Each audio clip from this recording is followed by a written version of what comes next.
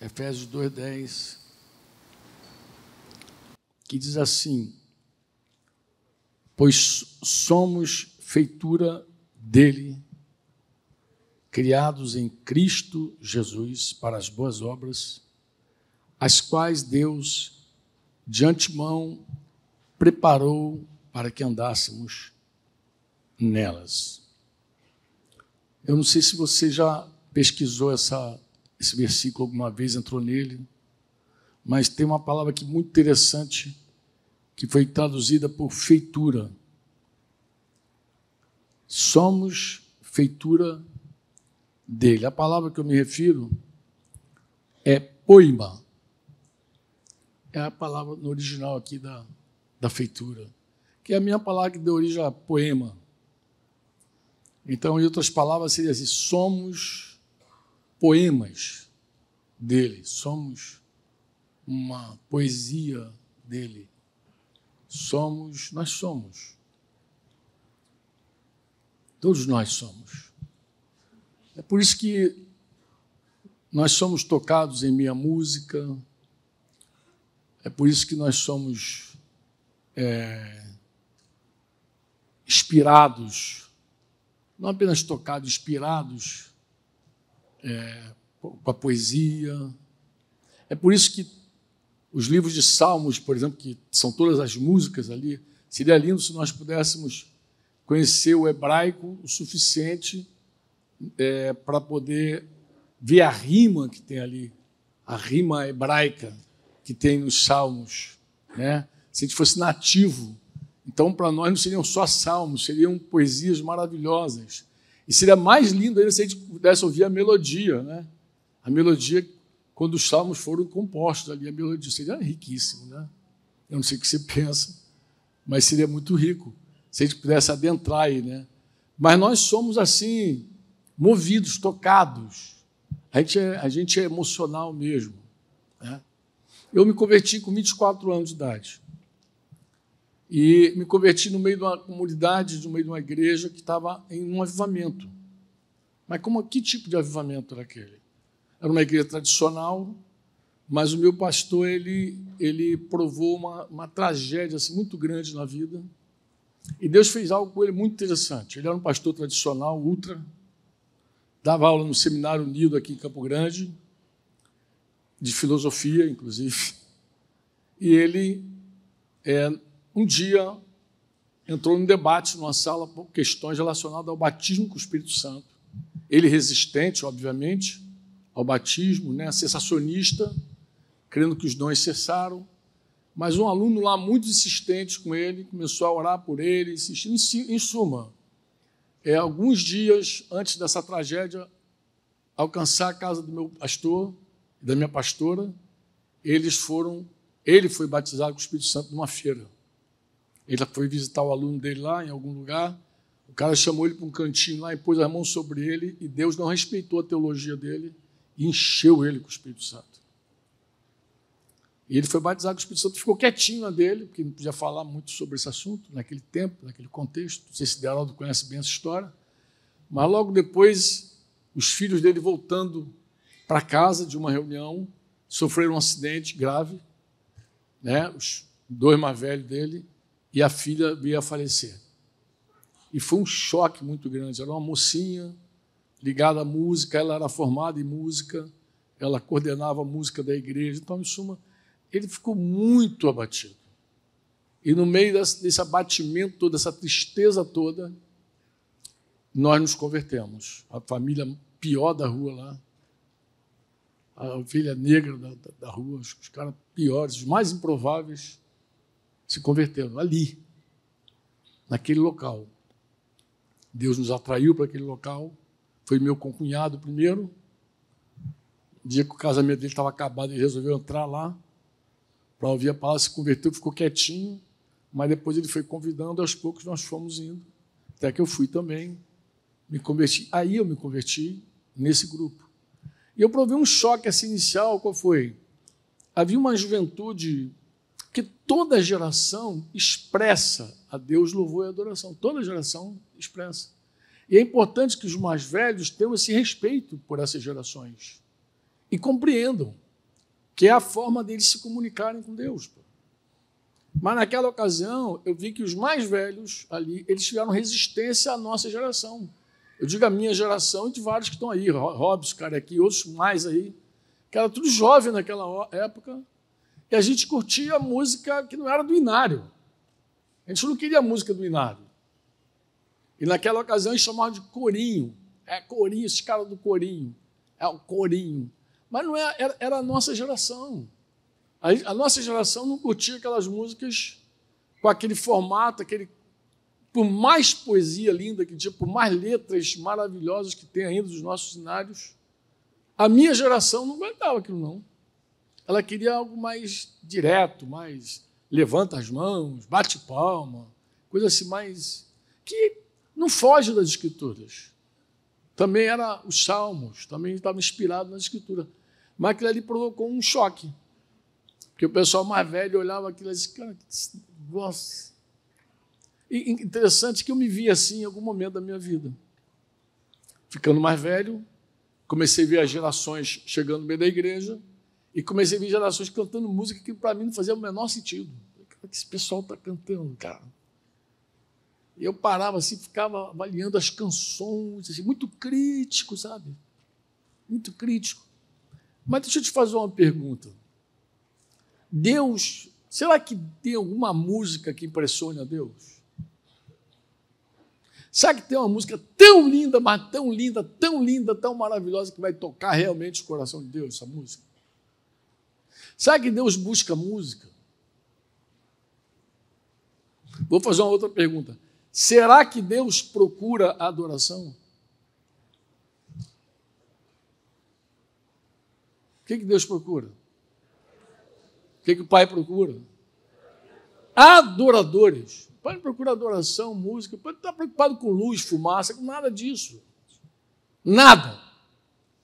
Tem um pessoal que fica assim, querendo enquadrar sempre as gerações, a igreja, quer botar no formatinho dele ali, não, porque no meu tempo era Asaf Borba, era assim, cara, eu amo Asaf, amo, meu amigo até hoje. O Ademar de Campo, curto ainda, pego, mas amado, Deus não está nem aí para nada disso. A igreja já está aqui há 2000 anos de igreja, não estou falando de povo de Israel, de igreja. O que já viu de música, que já deve ter passado de música, de um monte de coisa ao longo dos séculos. Deus não está nem aí, Deus não está impressionado com nada disso, porque Deus nos fez poemas para Ele. Nós somos os verdadeiros poemas de Deus. É isso que diz aqui, somos feituras dele, criados em Cristo Jesus. Nós é que somos. Deus não está interessado em nada assim de tão mirabolante. Deus nunca ficou impactado com o holocausto, com o sacrifício. Ele mesmo diz, lê a Bíblia. Lê as Escrituras. E vou mais além. Nem os dons do Espírito Santo impressionam Deus, porque são dons que Ele nos deu. Ele mesmo nos deu. E nós sabemos que todos os dons de Deus, a gente leu aqui em algum momento, com a turma aqui, né? Lemos, porque foi necessário ler, né? Romanos 11, 29, foi necessário ler aqui com os irmãos, porque tem gente que se afasta do Senhor, aí não fala mais em línguas, não profetiza mais e fica achando que Deus tirou o dom dele, mas os dons e as vocações de Deus são irrevogáveis. Lê a Bíblia aí, Romanos 11, 29, os dons e a vocação de Deus, chamar Deus, é irrevogável. Mas nada disso impressiona o Senhor. Por quê? Porque nós podemos ostentar todos os dons. Falar em línguas, profetizar, sabedoria, ciência. Nós podemos manifestar tudo e exibir apenas os dons. Mas nós podemos também mostrar o doador dos dons. Agora, para mostrar o doador dos dons, a gente precisa ter um relacionamento com Deus. Não apenas com as coisas, com os dons que Ele nos dá. Que tem gente que se satisfaz em receber dons. A galerinha mais nova se liga, porque está todo mundo cheio de Espírito Santo, cheio de dons, recebendo, falando, profetizando, coisa linda. Claro que a gente fica feliz com isso, óbvio. Mas, se vocês seguirem pertinho desses velhinhos, vocês vão ouvir o tempo inteiro a gente dizer a mesma coisa. Cultive teu relacionamento com Deus. É com Deus. Deus quer você, não quer teus dons, não quer o que Ele te deu, Ele quer você. Ele quer relacionamento contigo, pessoal. Ele quer estar na... E para manter esse relacionamento pessoal, se faz necessário, de verdade, um coração quebrantado, humilde, buscando, dependente do Senhor realmente, né? É o que agrada o Senhor, é um coração quebrantado. Ele não resiste a um coração quebrantado. E a gente tem que... Porque os dons, em algum momento, podem nos ensoberbecer, nos envaidecer, né?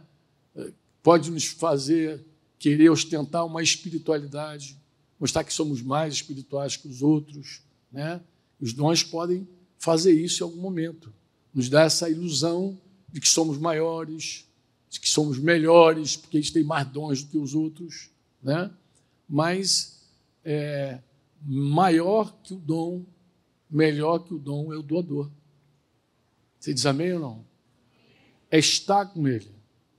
Como diz a canção antiga, eu quero estar contigo, viver em tua presença, comer em tua mesa. Estar com Ele. Um relacionamento real, próximo, juntinho, né? Juntinho. Nós, quando estamos com o Senhor, na comunhão real com Ele, é interessante.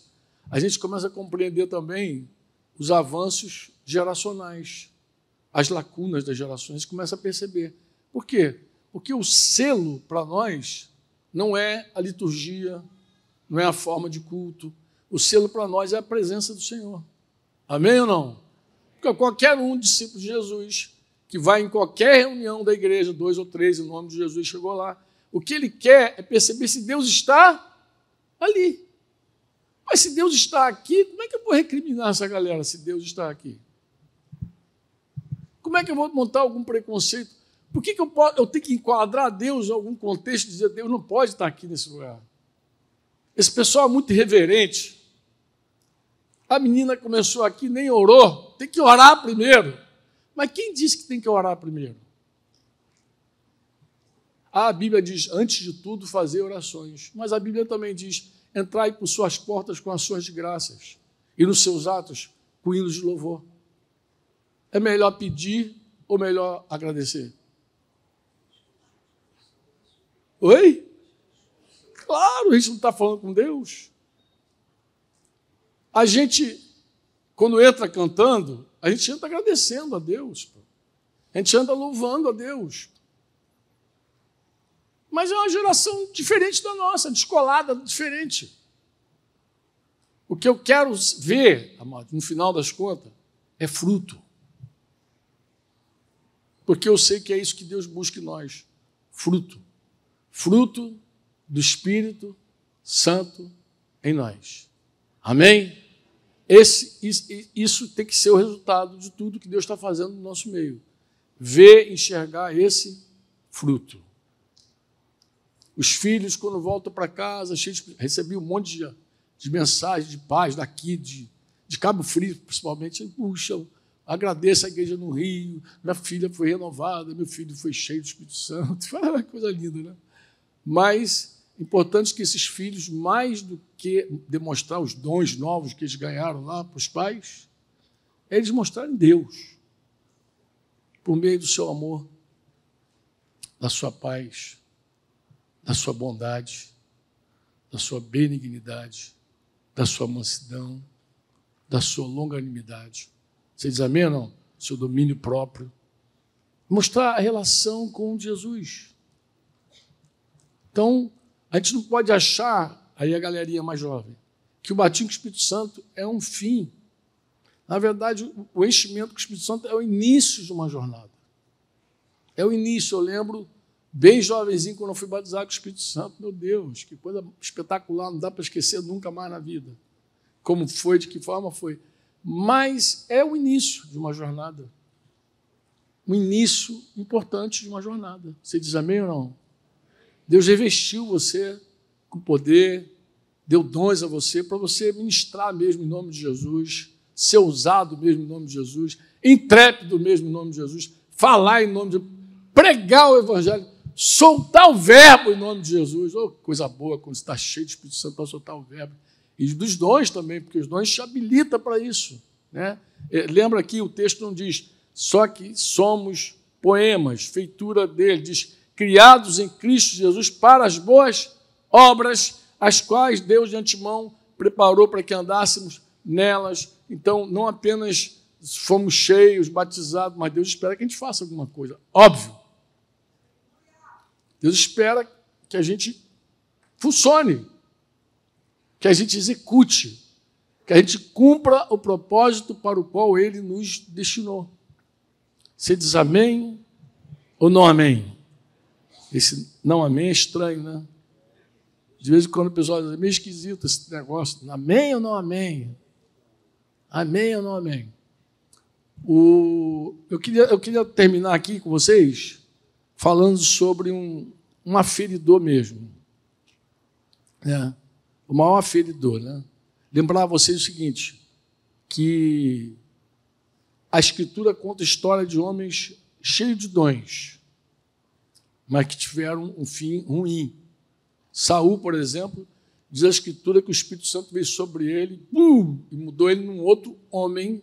Ele se tornou, de um plebeu, ele virou um rei. E Deus capacitou ele com aquilo mesmo. E profetizou e tal, mas em algum momento ele amou mais a glória dos homens do que a glória de Deus. E quando ele foi reprovado por Deus, ele queria o aplauso da plateia. Não largou de jeito nenhum aquela glória humana e se perdeu. Né? A Bíblia fala de um profeta chamado Balaão, profeta na Mesopotâmia, até estranho ele, porque ele não consta, não é do povo de Israel, mas era um verdadeiro profeta, citado no Novo Testamento, na galeria dos bandidos da fé, não dos heróis da fé, mas dos bandidos, gente que se corrompeu. Mas Balaão, ele disse que foi corrompido por causa de dinheiro.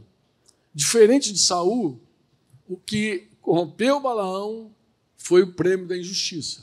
Foram os presentes que ele podia ganhar. E aquilo ali foi corrompendo o coração e a fé daquele homem. Mas ele era um profeta. E se você pegar as profecias de Balaão, lá em Números, com relação ao próprio Messias, tu vai ver ele falando, lá abençoando o povo de Israel. E você também conhece na Bíblia a história de Salomão. A gente tem até os livros aqui, as poesias, falando de poesia, né? Salomão, os provérbios, os livros Eclesiastes e até alguns salmos. Salomão é um cara cheio de sabedoria, inquestionável. Você diz amém ou não? Mas a velhice dele foi muito trágica. A gente não sabe o final desse homem, mas a gente pode dizer uma coisa, não está na galeria dos heróis da fé. Não está lá em Hebreus 11. Salomão não consta, não sei se você já percebeu isso aí, já deu conta disso, Daniel? Ele não está lá. O que aconteceu com ele, eu não sei. Mas eu sei que ele se corrompeu por causa de mulheres. Né? O homem que me deu os primeiros passos em Cristo, ele falou que eu tinha que ter cuidado com as 3 barras. Barra do ouro, barra da saia, barra da fama. E toda vez que eu lembro desses 3 personagens, eu lembro dos conselhos que eu recebi no começo da minha vida cristã. Um se envolveu com a fama, outro se envolveu com dinheiro, outro se envolveu com sexo, com mulherada toda, e se arrebentou todo. Que Deus nos preserve. Você diz amém ou não? Alguém está livre de se embaraçar com isso? Não. A gente estava até brincando no início, né? Tem essa canção que fala quem estamos de pé. Aí, Cláudio falou, seria bom dizer assim, quem acha que está de pé, ele diz amém. Eu falei, quem pensa que está de pé? Quem pensa que está de pé, diz amém. Porque, na verdade, a Bíblia fala isso. Quem pensa que está de pé. Porque ninguém, absolutamente ninguém, é imune ao pecado, a não ser o nosso Deus. Os querubins não foram, os serafins não foram. Que é outra coisa importante. Agora eu quero falar com os pais. Pai tem uma medida, às vezes, muito carnal, que é o seguinte: quando o filho tem algum comportamento, aí vai começar a... Não é só fazer comparações, vai começar a cobrar do filho o dia do Pentecostes aqui no sítio. Foi lá para o sítio fazer o quê? Gastar meu dinheiro naquele retiro, agora está aí todo... Ficar questionando aquele dia na vida do teu filho. Se você começar a questionar, porque em algum momento ele tem um mau comportamento, um dia ele vai questionar também. Ele mesmo vai questionar. Será que aquilo foi real ou aquilo foi fake? Foi emocional ou foi verdadeiro? Porque, amados, o fato de alguém provar de Deus hoje aqui não significa que amanhã não pode ter um tropeço, uma atitude ruim, uma rebelião em casa, mais jovem. Você tem que ter sabedoria, paciência, sobretudo o Espírito Santo na tua vida, ser cheio do Espírito Santo, o amor de Deus, para compreender também. O amor tudo crê, tudo sofre, tudo suporta, tudo. Esse é o caminho sobremodo excelente. Não fica esperando que um retiro vai fazer um milagre na vida do teu filho que vai resolver para sempre o teu filho. Isso não é verdade. Em todos os retiros, eu repito o mesmo ensino. É um conselho que eu digo assim, até em Pôr da Folha eu falo isso. A expectativa errada, a gente corrige as expectativas. Vamos corrigir as expectativas. Qual é a expectativa errada num lugar, num retiro de 4 ou de 30 dias? É assim, você chegar lá e achar que vai crescer tudo o que precisa. Ninguém cresce tudo o que precisa em 4 dias. E nem em 30 dias. Você pode fazer um retiro lá, como em Pôr da Folha, que é de manhã, de tarde, de noite, ali, aquele ano. Mas não cresce tudo. Eu digo, irmãos, você não vai crescer tudo, para de se iludir com isso. Você não cresce tudo em 30 dias. Nós precisamos de tempo para amadurecermos em Cristo Jesus. Hebreus 5 vai dizer lá, o autor da carta aos Hebreus vai dizer, vocês já eram para ser mestres por causa do tempo decorrido, pelo tempo. O tempo é importante, o tempo faz parte. O tempo decorrido, ele faz parte. O tempo está na nossa maturidade. Não tem mágica.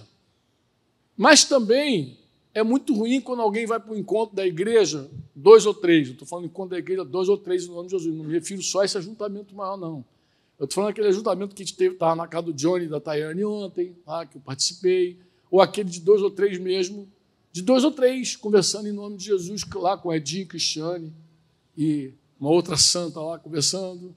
Né? Então ali, 2 ou 3, era 4, conversando, em nome de Jesus. Quem é que está ali? Quem é que garantiu estar presente? O Senhor Jesus. Você crê nisso? O que pode acontecer quando a gente está reunido em nome de Jesus?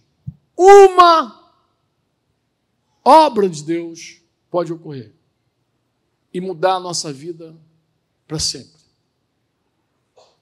Uma palavra do Senhor pode mudar o curso da nossa história. Você diz amém ou não? Porque uma palavra pode promover em você uma decisão importante e fundamental. Talvez não impacte a curto prazo a tua jornada, mas a médio e longo prazo vai impactar. O que nós precisamos esperar, toda vez que a igreja está junta e se reúne em nome de Jesus, um grupo de 2 ou 3 ou de milhares, o que nós devemos esperar é que Deus se mova, se manifeste. Jesus está ali, onde o Espírito do Senhor está, aí há liberdade. E o Espírito do Senhor ele pode falar algo, tocar algo, mover algo, e você, puf, agora meu rumo é outro. Eu vou tomar um outro rumo agora. Não impacte talvez a tua vida daqui a uma semana, talvez você não veja diferença daqui a 3 semanas, mas é igual aquela variação ali em Diodoro, ali, quem pegava trem há muitos anos, pessoal. Ficava de olho em Diodoro, porque a gente podia parar em Diodoro e o trem variar, né? Se o trem variasse mesmo, tu nem sentia. Se você dormisse no trem, tu podia parar lá em Japeri, ao invés de em Santa Cruz, a galera de Caia podia se perder. Mas é um clique tão suave no trilho, um desvio tão pequeno do trilho, que você nem sente. Você não sente. Por isso que quando a gente chegava em Deodoro, às vezes em gente dentro também tinha um negócio, tinha que ficar muito atento às informações. Na central do Brasil tinha que estar atento às informações, porque o trem às vezes variava. Você estava dentro de um trem com destino rumo a Santa Cruz, de repente o trem mudou a malha e ele vai para Japeri. E quem dormiu, nem vou perguntar quem já passou aqui do ponto, que é capaz de ter mais vítimas disso aí. Falou assim, eu dormi um dia, acordei engenheiro pedreiro. Está rindo, irmã? Mas a expectativa que a gente precisa ter é exatamente essa, de que no ajuntamento nosso, em nome de Jesus, Deus vai dar um clique na nossa vida. Você diz amém ou não? Uma reunião na casa do Vandes, lá em Santa Cruz, lá aquele retiro. Deus dá um clique, ninguém cresce lá em Santa Cruz, 4 dias, não cresce. Clique, deu um clique. Quando Verônica falou aquele negócio, eu entendi tudo, foi revelado, mudou. E às vezes não é do púlpito que Deus fala. Às vezes Deus fala à mesa, conversando. Às vezes Deus fala durante uma comunhão, durante um bate-papo. Às vezes Deus fala no campo de futebol, aqui na quadra de vôlei, que amassou um monte de gente, bateu, quebrou quase tudo. Mas aqui Deus fala ali, Deus fala em tudo que é lugar. Porque nós estamos ali em nome de Jesus. Às vezes um devocional a sós. Quem fez a sós com Deus aí? Tem umas 2 mãos ali só levantadas. Cara. Vocês fizeram uma sós mesmo? Agora fiquei em dúvida agora. Tinha um período de sós com Deus lá. Mas às vezes naquele momento teu de devocional ali, lendo, orando, sozinho, Deus falou, e aí o curso mudou. Você estava indo numa direção, agora você está indo em outra direção. Talvez você não sinta isso agora, mas mais tarde você vai sentir. Amém? Então não coloque um jugo sobre teu filho de que ele tem que mudar tudo nesse retiro. Por favor, não faça isso. Tá? Não questione a experiência que ele teve com Deus. Por favor, não faça isso. Não é bom para você nem para ele. Não faça isso. Amém? Fortalece a fé do teu filho. Anima a buscá-lo a Deus. Anima, fala, filho, vai buscar a Deus. Minha filha, reúne. Acho que a irmã começou assim a reunião hoje aqui, dizendo da importância dos pais cooperarem com seus filhos, investir nos seus filhos. Invista nessa juventude. Talvez ele não toque a música que você goste, não cante as tuas prediletas, tua playlist. Nem conheço essa música, nunca vi, repete, parece um mantra. Não entra nessa, não. Não entra nessa, não, porque Deus não está nem aí para a música, eu estou te falando de boa. Não entra nessa. Se você já foi jovem na igreja, você sabe exatamente o que eu estou falando. Se você foi jovem na igreja, você tinha um velhinho lá que não queria ouvir tuas músicas. Fonseca que o diga. Se você já foi jovem ali, tinha gente que já te achava desviado já. Porque você tinha um estilinho diferente de evangelizar, de falar, uma forma de comunicar diferente, inclusive. Diferente. São culturas, são gerações. Só para você entender, e aqui eu termino. Quando eu era jovem, agora sou jovem há mais tempo que a maioria, né? Mas jovenzinho, se falava em gerações, quando se falava em gerações, se pensava em 40 anos. Uma geração dura 40 anos. Acho que na escola eu ouvia isso. Uma geração leva 40 anos para se formar. Tá? Geração. Hoje, os estudiosos, sociólogos, os caras aí, os antropólogos da vida, aí, os caras, eles defendem que as gerações elas estão mudando muito rápido, elas estão alterando muito rápido. Isso se viu, por exemplo, em ambientes profissionais, ambientes de trabalho, onde tinha 2, 3, às vezes agora deve ter 4 gerações no mercado de trabalho. 4. Porque eles separaram a minha geração e chamam de baby boomers, que é uma geração pós-guerra, que tem valores diferentes, cultura, tudo diferentão. Tu vê um baby boomer, jamais tu vai ver um baby boomer largando o celular em cima da mesa, carteira em cima da mesa e saindo. Os caras da minha geração gostam de documento colado no corpo. Identidade anda com ele. Essa geração larga tudo. Vai lá no Perdidos e Achados, tem tudo lá. O que você imaginar está lá. Tem até documento, cartão de crédito, tem tudo. É uma outra geração. Então os caras defendem que cada geração tem uma cultura diferente, valores diferentes, são gerações diferentes.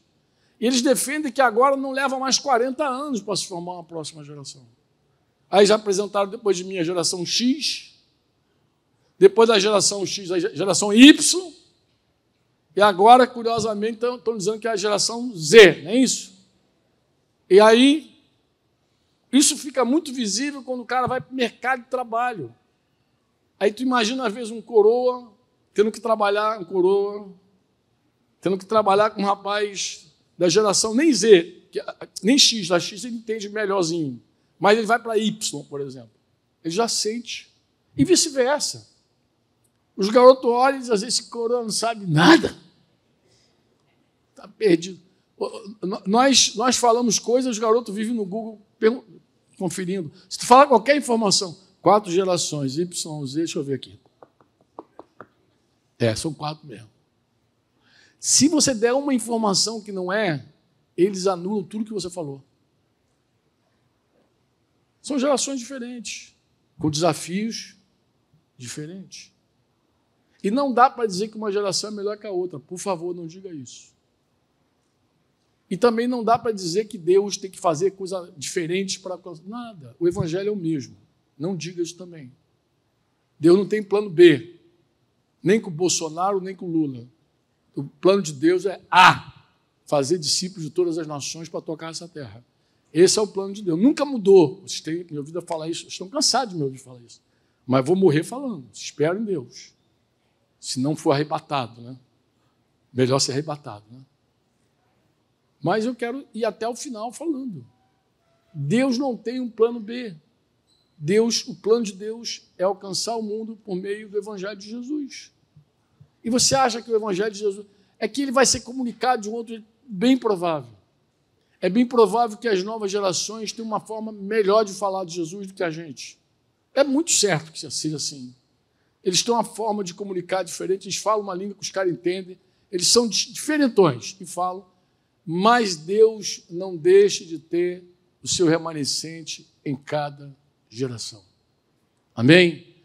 O que cabe aos mais velhos?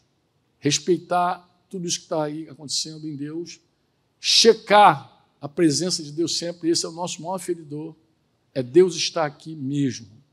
Entendeu? Sempre primar também, eu falo isso com os pastores mais jovens, sempre digo, amado, eu sei que a Bíblia tem versões mais atuais, não é? Mas, por favor, hoje você tem acesso mais fácil ao grego, ao hebraico, você procura ser zeloso para não se afastar do original. Então, não aceita qualquer ideia. Não aceita qualquer ideia, entendeu? Não aceita qualquer conteúdo, corrija, porque isso vale para todas as gerações. Todas. O céu, a terra passará, disse Jesus, mas a minha palavra não passará. Se alguém pregar qualquer outro evangelho, que não o evangelho de Jesus Cristo, o Senhor, aquele que encarnou, o verbo que encarnou, que se fez ser humano, que nasceu de uma virgem, que viveu sem pecado algum, amém? Morreu, mas ao terceiro dia ressuscitou, está vivo, você diz amém? Porque a morte não podia prender aquele que não pecou, aquele que não tinha pecado. A lei dizia, a alma que pecar, essa morrerá, a lei espiritual, não a lei de Moisés, a alma que pecar, essa morrerá. Jesus nunca pecou, morreu por causa dos nossos pecados, o castigo que nos traz paz caiu sobre ele, ele pagou a dívida, ele morreu por isso, não foi por causa dele mesmo, mas por nossa causa, mas a morte não pôde contê-lo. Se você não entende essa linguagem mais velha, assista a Nárnia, que é uma linguagem velha, nova, está lá no cinema, e tu vai ver a mesa de Ásula lá, quebrando, porque o justo não pôde ficar na sepultura, ressuscitou e é Senhor, dono, autoridade máxima, e voltará. Voltará e para julgar o mundo, inclusive. É Senhor dos vivos e dos mortos.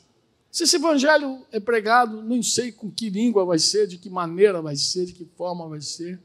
Nosso cuidado deve ser esse. Saber que o evangelho está claro, que a doutrina de Jesus está clara também, os irmãos entendem a vontade de Deus, os mandamentos do Senhor e tal. Importa como vai ser isso levado. Se vai ser em reggae, se vai ser em samba, desculpa os mais preconceituosos, se vai ser com música mais suave, mais quente, se vai ser rock. Não importa, irmãos. O importante é que a gente se abra para a obra do Espírito Santo. Amém? Um pedido final para vocês é o seguinte, para as gerações principalmente mais velhas. Irmãos, não deixe o preconceito fechar teu coração para aquilo que Deus está fazendo. Não deixe o preconceito fazer isso. Nós já vimos esse filme. Os velhos que fecharam o coração para as nossas gerações se atrapalharam. Abraçaram uma religião dura e não foram para lugar nenhum. A gente precisa estar aberto para o Senhor. Amém? Com suavidade, leveza, pedindo discernimento ao Senhor. Não julgue antes dos fatos. Amém? Tenha paz. É a minha palavra, minha meditação com você hoje. Em nome de Jesus. Eu queria orar por esse tempo. Posso fazer isso? Quantos querem orar comigo? Você pode ficar de pé em nome de Jesus? Só um pouquinho.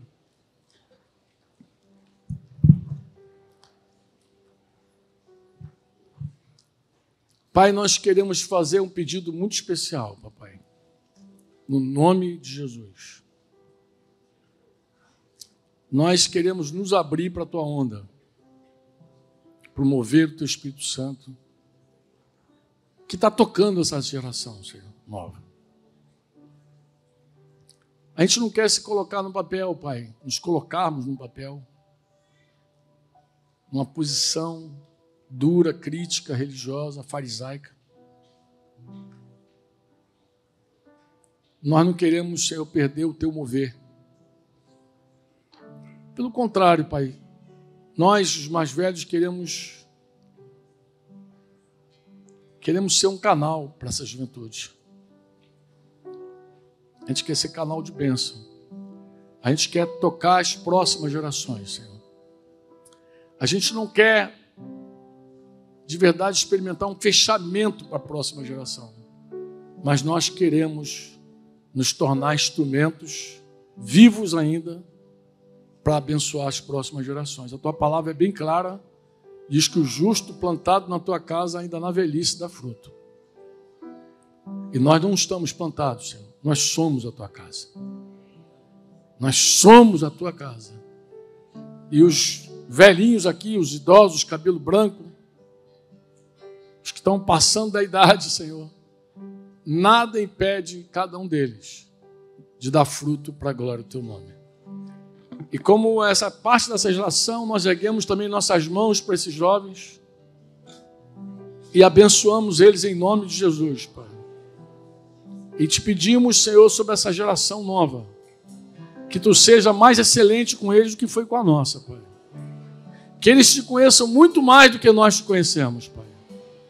Que eles andem em intimidade contigo, Pai, juntinho do teu coração. Que essa próxima geração, Pai, que essas próximas gerações, na verdade, Senhor, que eles cresçam e multipliquem sobre essa terra, Pai. Que essa comunidade de discípulos que está aqui hoje, que ela cresça e se multiplique. E que nós possamos ver ainda, Senhor, multidões dessa geração, jovens, Senhor, dessas gerações, Senhor, te adorando, levantando as mãos para ti. E nós oramos não só por esses, oramos por aqueles que um dia fizeram parte dessas fileiras também, que estão longe.